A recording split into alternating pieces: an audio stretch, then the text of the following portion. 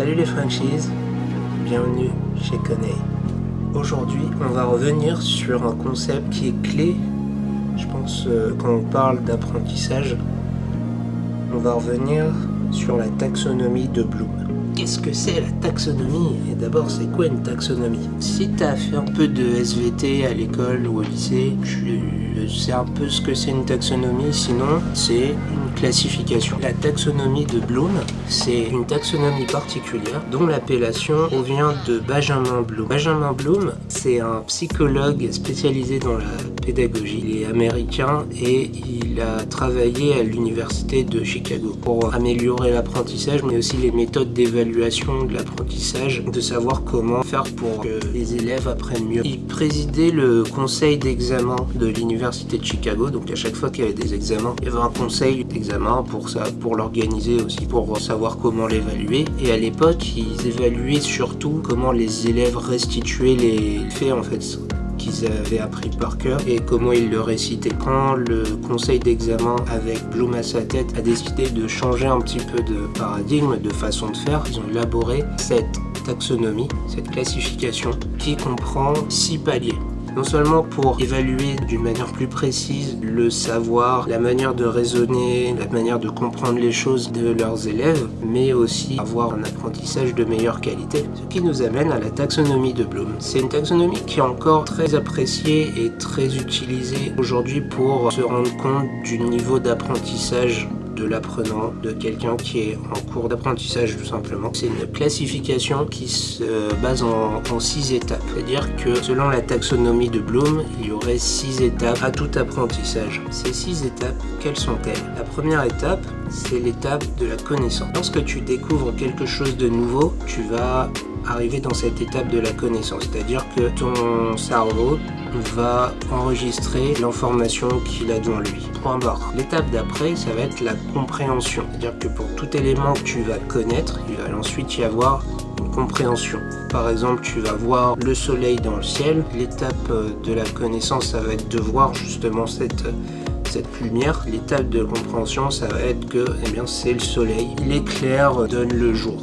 L'étape suivante, c'est l'étape de l'application. Après avoir établi la connaissance, puis être passé à la compréhension, il va y avoir la mise en application, l'aspect pratique. Ça ne s'applique pas forcément de la même manière pour tous les apprentissages, mais il va toujours y avoir un côté pratique dans ton apprentissage. Et donc c'est à l'étape de l'application que ça se passe. Par exemple, si je reprends mon exemple du soleil, avoir associé le mot soleil à cette source de lumière, et bien l'étape de l'application, ça pourrait être d'utiliser ce mot dans une phrase par exemple. Libre cours à ton imagination pour trouver d'autres mises en application. L'étape suivante, c'est l'étape de l'analyse. Une fois qu'on a réussi à mettre en application ce qu'on avait connu puis compris, l'étape de l'analyse vient. L'étape de l'analyse, c'est un peu l'étape de la compréhension, mais une dimension plus importante. Après avoir mis en application ce qu'on a compris, l'étape de l'analyse va te permettre de prendre du recul sur ce que tu viens d'appliquer et de pouvoir le mettre en perspective par rapport à d'autres connaissances que tu as, d'autres mises en application que tu as pu avoir. C'est une étape qui demande de la réflexion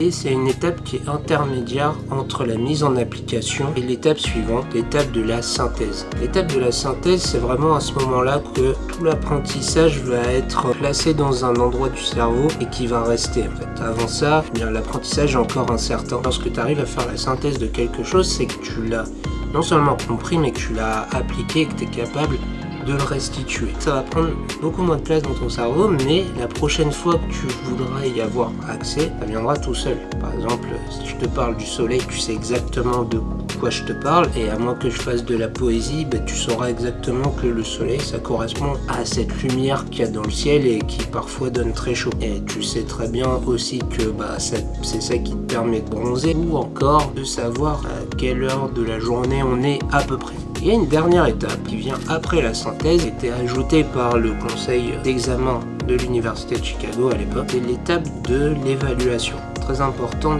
une fois que tu as compris ta capacité à restituer, C'est très important d'évaluer cette capacité, de pouvoir remettre tout ce que tu as appris en perspective. Je trouve qu'il y a pas mal de liens entre les étapes. Par exemple, entre l'étape de la compréhension et de l'analyse, et aussi entre l'étape de l'analyse et de l'évaluation, il y a des liens. Tout n'est pas dissocié l'un de l'autre. L'étape de l'évaluation va te permettre de savoir si tu connais, que tu viens d'apprendre, si tu l'as compris, si tu sais l'analyser, si tu sais le mettre en application et si tu sais le synthétiser. Quand tu sais l'évaluer, eh bien c'est là que ton apprentissage est complet, car non seulement tu peux le restituer à d'autres personnes, mais tu peux aussi savoir si ces autres personnes ont appris ce que tu leur as enseigné. Donc si je résume toutes les étapes, on a en premier lieu la connaissance, deuxième lieu la compréhension, en troisième lieu l'application, en quatrième lieu l'analyse, en cinquième lieu la synthèse et en sixième lieu l'évaluation. Tu as à présent à ta disposition un résumé de la taxonomie de Bloom. Si tu souhaites en savoir plus sur la taxonomie de Bloom, j'ai mis en description des liens qui pourront t'aider à explorer davantage de pistes sur ce sujet. Taxonomie qui, je le rappelle, est en 6 étapes. Et tu sais ce qu'il y a d'autre en 6 étapes? La stratégie de Sherlock. La stratégie de Sherlock, c'est un ouvrage que j'ai écrit et qui va te permettre de devenir un naturel dans la compétence de ton choix en 6 semaines. La similitude, 6 semaines, 6 étapes, tout ça. La stratégie de Sherlock, ce n'est pas juste un guide avec 100% de théorie. Il y a aussi de la pratique et de la mise en application. Ce qui va te permettre de savoir exactement où tu te situes dans ton apprentissage à chaque étape et te permettre d'avancer dans les meilleures dispositions. C'est tout pour cette fois. N'hésite pas à te rendre sur mon site internet, te procurer la stratégie de Sherlock et à visiter mon compte Instagram Connais Franchise tout collé. On se retrouve